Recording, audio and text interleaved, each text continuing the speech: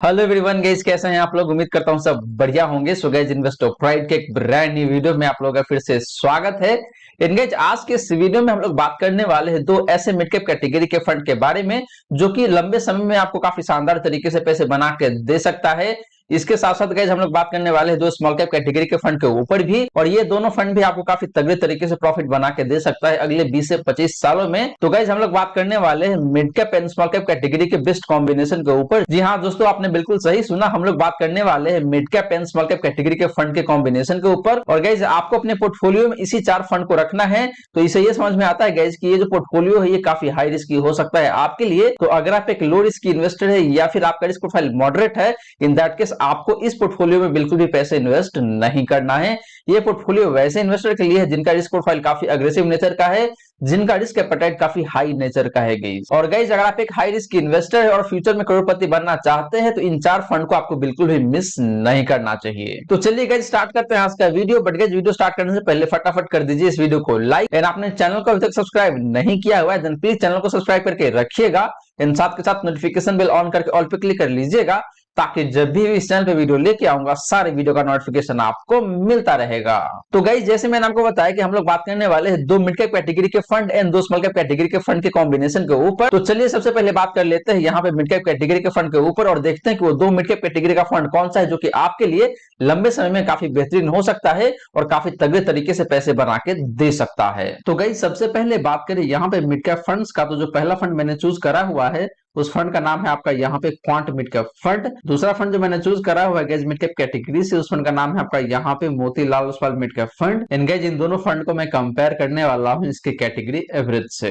तो गाइस पहले बात कर लेते हैं यहाँ पे लमसम रिटर्न का। तो लमसम के केस में देखे तो लास्ट 1 ईयर में क्वांट मिड कैप फंड का जो परफॉर्मेंस निकल के आता है, जो निकल के आता है यहाँ पे आपका 27.05% का। Motilal Oswal mid cap fund की बात करें गाइस तो इस फंड का जो परफॉर्मेंस निकल के आता है लास्ट 1 ईयर का, वो निकल के आता है यहाँ पे आपका 41.97% का, ऑलमोस्ट 42% कह सकते हैं आप। इन बात करेंगे इस कैटेगरी एवरेज का, तो इसका जो परफॉर्मेंस निकल के आता है लास्ट 1 ईयर का, वो निकल के आता है यहाँ पे आपका 29.9% का, मोटा मोटी 30% कह सकते हैं आप। तो गाइस लास्ट 1 ईयर में देखें तो यहाँ पे क्वांट मिड कैप फंड ने थोड़ा सा अंडर परफॉर्म किया हुआ है अपने कैटेगरी एवरेज का। वहीं अगर आप बात करते हैं Motilal Oswal mid cap fund का, तो इस फंड ने काफी शानदार तरीके से परफॉर्म किया हुआ है लास्ट 1 ईयर में, इन आपको ऑलमोस्ट 42% का रिटर्न जनरेट करके दिया हुआ है। बात करेंगे लास्ट 3 ईयर का, तो लास्ट 3 ईयर के केस में देखें तो यहाँ पे क्वांट मिड कैप फंड का परफॉर्मेंस काफी बेहतरीन देखने को मिल जाता है, और वो निकल के आता है यहाँ पे आपका 41.26% का। Motilal Oswal mid cap fund की बात करें गाइस तो इस फंड का जो परफॉर्मेंस निकल के आता है लास्ट 3 ईयर का, वो निकल के आता है यहाँ पे आपका 40.87% का, ऑलमोस्ट 41% कह सकते हैं आप। बात करेंगे इस कैटेगरी एवरेज का, तो इसका जो परफॉर्मेंस निकल के आता है लास्ट 3 ईयर का, वो निकल के आता है यहाँ पे आपका 33.56% का।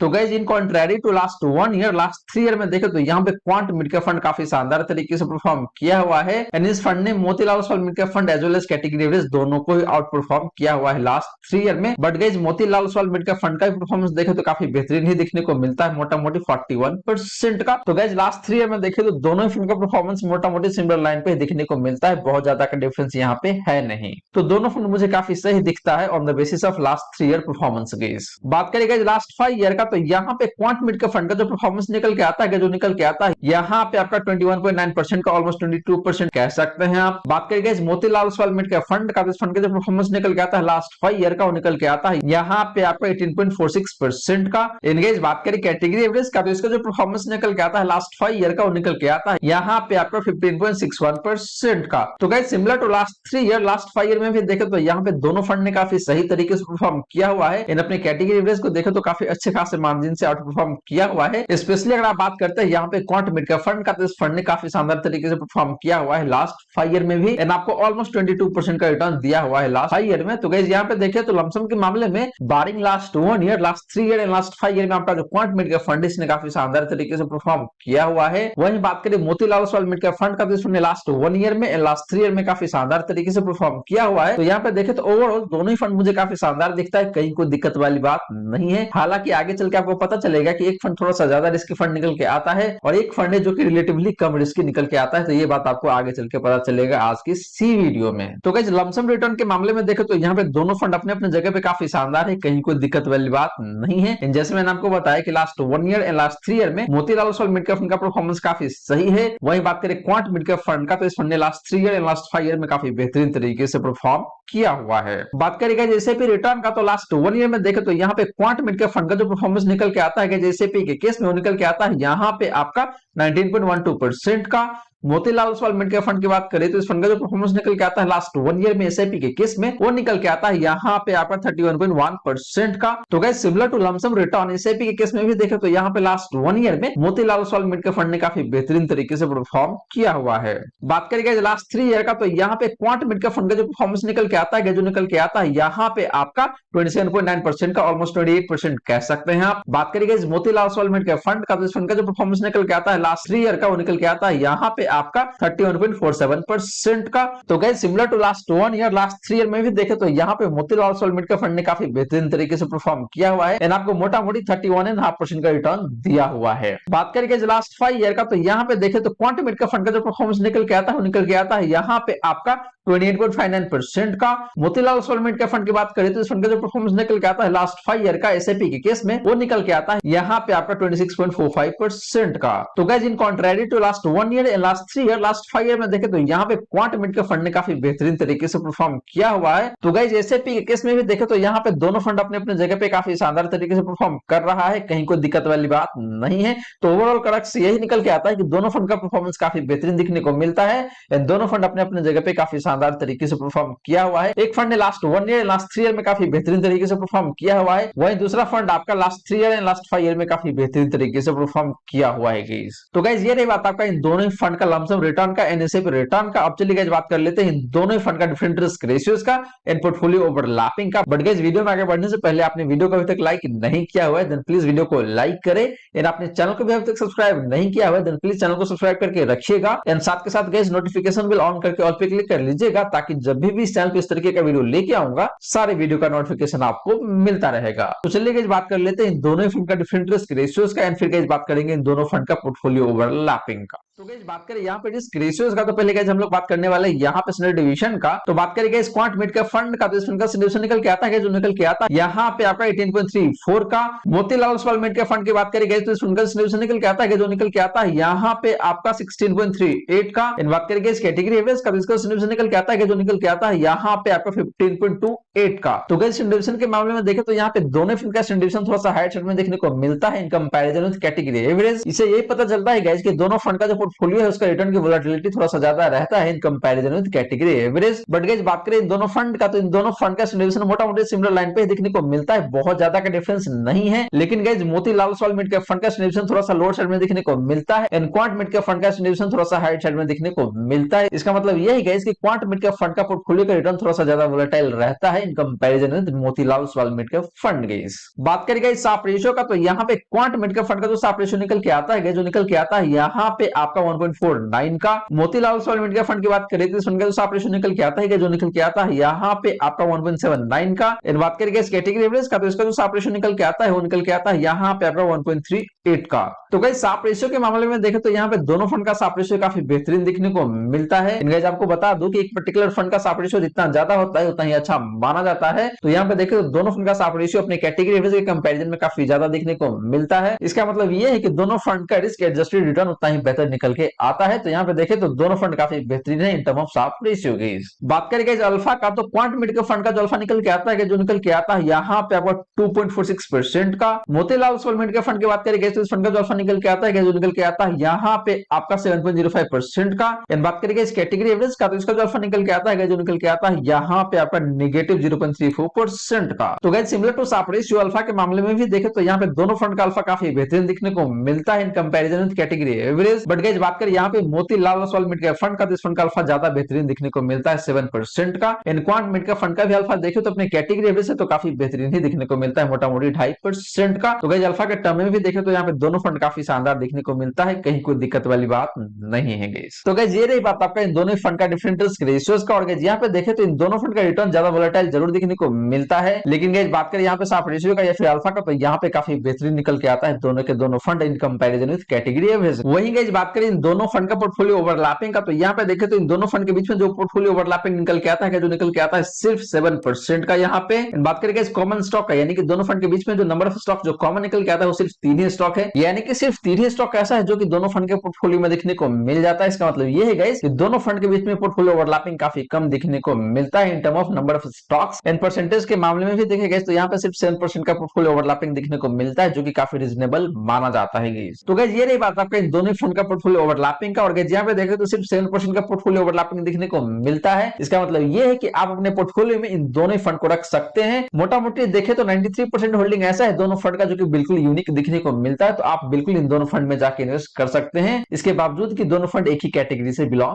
करता है गाइस। तो गाइस ये तो हमने बात की यहाँ पे मिड कैप कैटेगरी के फंड्स के ऊपर। अब चलिए गाइस बात कर लेते हैं स्मॉल कैप कैटेगरी के फंड के ऊपर, और वहां पे देखते हैं कि कौन सा दो फंड है जो कि आपके लिए काफी बेहतरीन हो सकता है स्मॉल कैप कैटेगरी से, एंड लंबे समय में आपको काफी बेहतरीन तरीके से पैसे बना के दे सकता है। तो गाइस बात करें यहाँ पे स्मॉल कैप फंड्स का, तो जो पहला फंड मैंने चूज करा हुआ है उस फंड का नाम है आपका यहाँ पे quant small cap fund, and दूसरा फंड जो मैंने चूज करा हुआ है गाइस उस फंड का नाम है आपका यहाँ पे Tata small cap fund. And guys in दोनों फंड को मैं कंपेयर करने वाला हूँ इसकी कैटेगरी एवरेज से। तो गाइस पहले बात कर लेते हैं यहाँ पे लमसम रिटर्न का। तो लमसम के केस में देखें तो लास्ट 1 ईयर में क्वांट स्मॉल कैप फंड का जो परफॉर्मेंस है जो काफी शानदार देखने को मिल जाता है, और वो निकल के आता है यहाँ पे आपका 38.63% का। टाटा स्मॉल कैप फंड की बात करें गाइस तो इस फंड ने भी काफी बेहतरीन तरीके से परफॉर्म किया हुआ है लास्ट 1 ईयर में, और वो निकल के आता है यहाँ पे आपका 38.09% का। इन बात करेंगे इस कैटेगरी एवरेज का, तो इसका जो परफॉर्मेंस निकल के आता है लास्ट 1 ईयर का वो निकल के आता है यहाँ पे आपका 29.18% का। तो गाइस लास्ट 1 ईयर में देखें तो दोनों फंड का परफॉर्मेंस काफी बेहतरीन देखने को मिल जाता है अपने कैटेगरी एवरेज के कंपैरिजन में। बट गाइस बात करें इन दोनों फंड का, तो दोनों फंड मोटा मोटी सिमिलर लाइन पे ही परफॉर्म करके देता है लास्ट 1 ईयर में, तो दोनों फंड काफी शानदार है लास्ट 1 ईयर के परफॉर्मेंस के बेसिस पे केस। बात करेंगे लास्ट 3 ईयर का, तो लास्ट 3 ईयर के केस में देखें तो यहाँ पे क्वांट स्मॉल कैप फंड का जो परफॉर्मेंस निकल के आता है जो निकल के आता है यहाँ पे आपका 63.63% का। टाटा स्मॉल कैप फंड की बात करें गाइस तो इस फंड का जो परफॉर्मेंस निकल के आता है लास्ट 3 ईयर का वो निकल के आता है यहाँ पे आपका 45.46% का। एंड बात करेंगे इस कैटेगरी एवरेज का, तो इसका जो परफॉर्मेंस निकल के आता है लास्ट 3 ईयर का वो निकल के आता है यहाँ पे आपका 42.35% का। तो guys similar to last 1 year last 3 year के केस में भी देखें तो यहाँ पे इन दोनों फंड का परफॉर्मेंस काफी बेहतरीन दिखने को मिल जाता है in comparison with category average. But guys बात करें इन दोनों फंड का, तो गाइस इन दोनों फंड ने काफी बेहतरीन तरीके से परफॉर्म किया हुआ है। एक फंड का परफॉर्मेंस ज्यादा बेहतर है, वहीं दूसरा फंड थोड़ा सा कम परफॉर्म जरूर कर रहा है, लेकिन गाइस आपको आगे चल के पता चलेगा कि एक फंड यहाँ पे काफी हाई रिस्क फंड भी निकल के आता है, एंड दूसरा फंड का रिस्क रेशियो थोड़ा सा लोअर साइड में देखने को मिलता है, तो यहाँ पे थोड़ा सा मामला फंस जाता है। तो इसीलिए मैंने यहाँ पे दोनों फंड को चूज करा हुआ है, क्योंकि ये दोनों फंड अपने अपने जगह पे काफी शानदार तरीके से परफॉर्म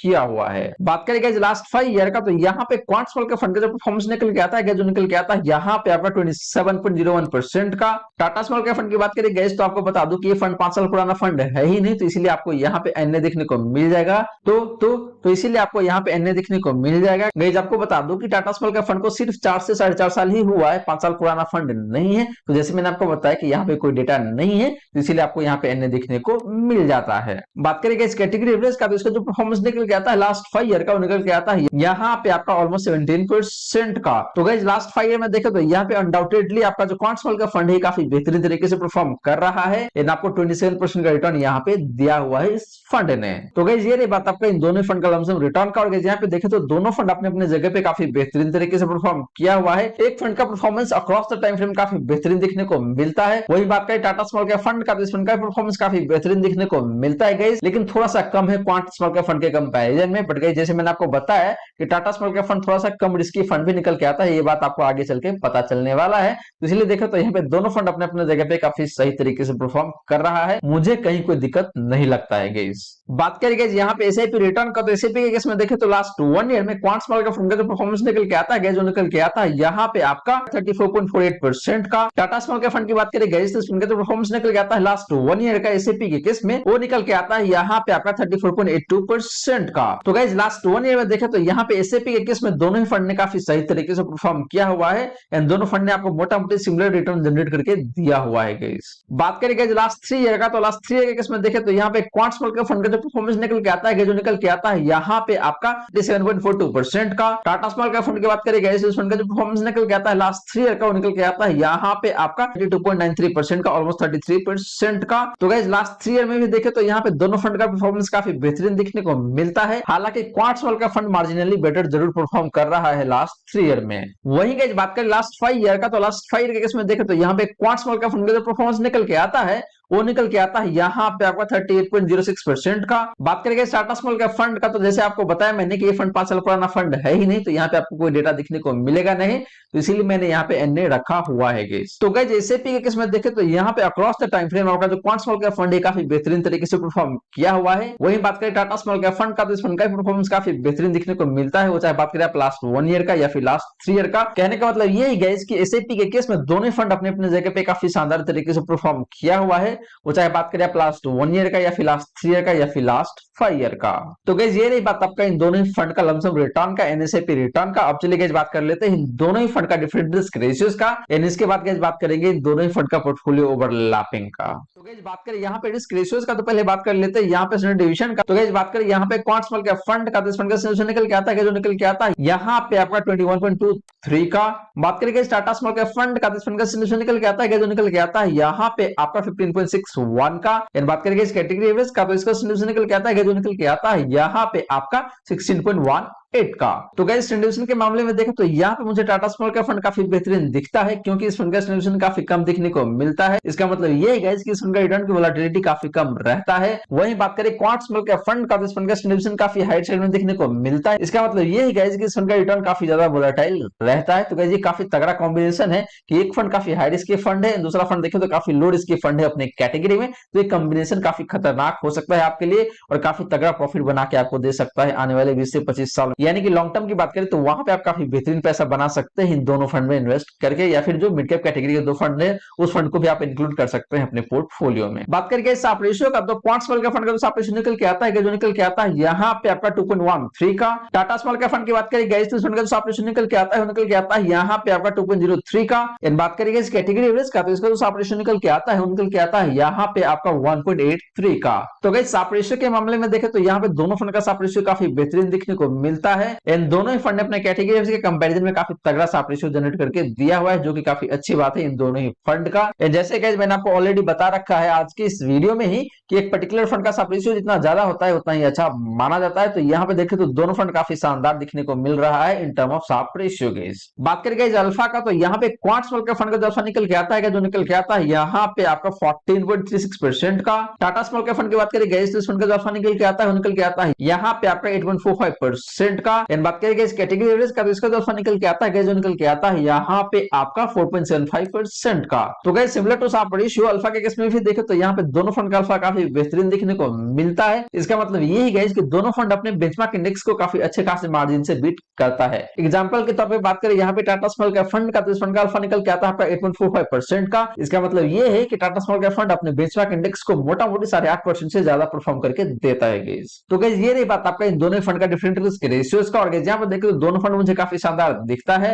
हालांकि क्वांट स्मॉल का फंड का डिस्ट्रीब्यूशन थोड़ा सा हाइट साइड में जरूर देखने को मिलता है। इसका मतलब ये है कि इस फंड का रिटर्न ज्यादा वोलेटाइल रहता है। वही हमने बात किया टाटा स्मॉल का फंड का, इस फंड का डिस्ट्रीब्यूशन काफी शानदार देखने को मिलता है। इस फंड का साप रेशियो एंड अल्फा भी काफी शानदार देखने को मिलता है गाइस। तो दोनों फंड अपने अपने जगह पे काफी शानदार है, कहीं कोई दिक्कत वाली बात नहीं है। एक फंड काफी हाई रिस्क फंड है एंड दूसरा फंड अपने कैटेगरी में काफी कम रिस्क कैरी करता है गाइस। वही गाइस बात करें इन दोनों ही फंड का पोर्टफोलियो ओवरलैपिंग का, तो पहले बात कर लेते हैं यहाँ पे परसेंटेज ओवरलैपिंग का। इन दोनों फंड के बीच में जो परसेंटेज ओवरलैपिंग निकल के आता है, जो निकल के आता है यहाँ पे सिर्फ 3% का। एंड बात करें यहाँ पे स्टॉक ओवरलैपिंग का, तो सिर्फ 4 स्टॉक ऐसा है दोनों फंड में जो कि कॉमन दिखने को मिलता है। कहने का मतलब ये गाइस कि सिर्फ 4 ही स्टॉक ऐसा देखने को मिलता है जो कि दोनों ही फंड के पोर्टफोलियो में आपको कॉमन दिखने को मिल जाता है। दोनों ही फंड के पोर्टफोलियो में सेम 4 स्टॉक देखने को मिल जाता है। तो काफी रीजनेबल पोर्टफोलियो ओवरलैपिंग देखने को मिलता है गाइस। अगर पोर्टफोलियो ओवरलैपिंग 5 से 10% भी होता है तो काफी अच्छा माना जाता है, लेकिन यहाँ पे सिर्फ 3% का पोर्टफोलियो ओवरलैपिंग देखने को मिलता है, जो कि काफी शानदार माना जाएगा गाइस। तो गाइस ये रही बात आपका इन दोनों फंड का पोर्टफोलियो ओवरलैपिंग का। और गाइस यहाँ पे देखिए तो आप क्लियरली इन दोनों फंड में जाके इन्वेस्ट कर सकते हैं, कहीं कोई दिक्कत वाली बात नहीं है। 97% होल्डिंग ऐसा है इन दोनों फंड का जो कि एक दूसरे से काफी अलग दिखने को मिलता है, काफी यूनिक दिखने को मिलता है। तो आपके लिए काफी अच्छी बात है कि अगर आप सेम कैटेगरी के फंड में इन्वेस्ट करना चाहते हैं तो आप इन दोनों फंड के साथ जा सकते हैं। एक फंड काफी हाई रिस्क की फंड है, तो दूसरा फंड देखें तो काफी कम रिस्क को कैरी करता है। तो काफी शानदार कॉम्बिनेशन निकल के आता है आपके लिए, जो कि लंबे समय में आपको काफी तगड़े तरीके से पैसे बना के दे सकता है गाइस। तो गाइस ये रही सारी बातें जो हमने की आज के इस वीडियो में। और गाइस यहाँ पे हमने कवर किया था दो मिड कैप कैटेगरी का फंड एंड दो स्मॉल कैप कैटेगरी का फंड। पहला फंड था आपका मिड कैप कैटेगरी से quant mid cap fund and दूसरा फंड था आपका Motilal Oswal mid cap fund. इसके साथ साथ गाइस हमने बात किया था दो स्मॉल कैप कैटेगरी के फंड के ऊपर भी, और पहला फंड था वहां पे आपका quant small cap fund and दूसरा फंड था आपका स्मॉल कैप कैटेगरी से टाटा स्मॉल कैप फंड। तो गाइस इस तरीके से देखिए तो ये चार फंड जो कि mid cap and small cap category से बिलोंग करता है और आपके लिए काफी तगड़ा कॉम्बिनेशन बना के देता है अगर आप एक हाई रिस्क की इन्वेस्टर है तो। और गाइस जैसे मैंने आपको बताया कि अगर आप एक हाई रिस्क की इन्वेस्टर है तो आप बिल्कुल जाके इन चारों फंड में इन्वेस्ट कर सकते हैं, बट गाइस ध्यान रहे इन्वेस्ट करने से पहले आपको खुद भी अपना रिसर्च कर लेना चाहिए। तो गाइस आशा करता हूं जितनी भी बातें मैंने बताने की कोशिश किया है सारी की सारी बातें आपको समझ में आ गया होगा। मन में अगर कोई डाउट है, कोई क्वेश्चन है तो फटाफट कमेंट सेक्शन में पूछ लीजिए, आपके क्वेश्चन का रिप्लाई मैं कर दूंगा। वहीं गाइस वीडियो अच्छी लगी हो तो वीडियो को लाइक जरूर करें, इन वीडियो को शेयर कर दे अपने फ्रेंड फैमिली सर्कल में, ताकि बाकी लोगों को भी इस वीडियो का फायदा हो सके। इन गाइस आपने चैनल को अभी तक सब्सक्राइब नहीं किया हुआ है देन प्लीज चैनल को सब्सक्राइब करके रखिएगा। इन साथ के साथ नोटिफिकेशन बेल ऑन करके ऑल पे क्लिक कर लीजिएगा, ताकि जब भी इस चैनल पे वीडियो लेके आऊंगा सारे वीडियो का नोटिफिकेशन आपको मिलता रहेगा। So guys thank you so much for watching this video. मिलते हैं अगले वीडियो में। जय हिंद जय भारत।